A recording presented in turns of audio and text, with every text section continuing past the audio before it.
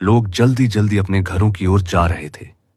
हर कोई बस एक ही बात कह रहा था, जल्दी भागो, नहीं तो टुन टुन की आत्मा जिंदा नहीं छोड़ेगी। गांव में यह मान्यता बैठ चुकी थी कि हर रात सिर कटा टुन टुन पर ही आता है और लोगों के घरों से या सोना चांदी चीर उठाकर ले जाता है।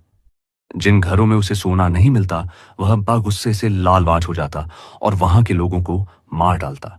किसी को नहीं पता था कि वह कहां से आता है।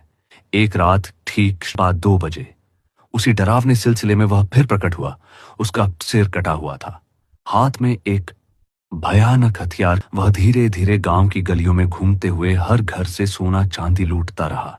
जिन घरों में कीमती चीजें नहीं थीं, टुन टुन गुस्से में लाल हो जाता और वहां के लोगों की जान ले लेता।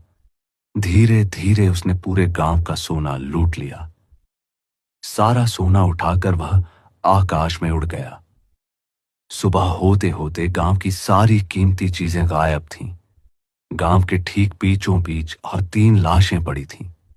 यह दृश्य देखकर गांव वालों में दहशत फैल गई। लोग जल्दी जल्दी अपने घरों की ओर जा रहे थे। हर कोई बस एक ही बात कह रहा था, जल्दी भागो, नहीं तो टुन टुन की आत्मा जिंदा नहीं छोड़ेगी। गांव में यह मान्यता बैठ चुकी थी कि हर रात सिर कटा टुन टुन पर ही आता है और लोगों के घरों से या सोना चांदी चीर उठाकर ले जाता है। जिन घरों में उसे सोना नहीं मिलता, वह अब्बा गुस्से से लाल बाज हो जाता और वहां के लोगों को मार डालता। किसी को नहीं पता था कि वह कहां से आता है। एक रात ठीक 2 बजे उसी डरावने सिलसिले में वह फिर प्रकट हुआ। उसका सिर कटा हुआ था, हाथ में एक भयानक हथियार। वह धीरे धीरे गांव की गलियों में घूमते हुए हर घर से सोना चांदी लूटता रहा।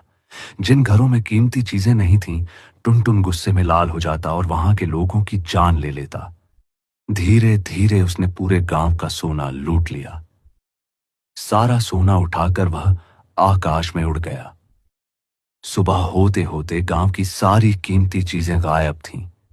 गांव के ठीक बीचों बीच और 3 लाशें पड़ी थीं।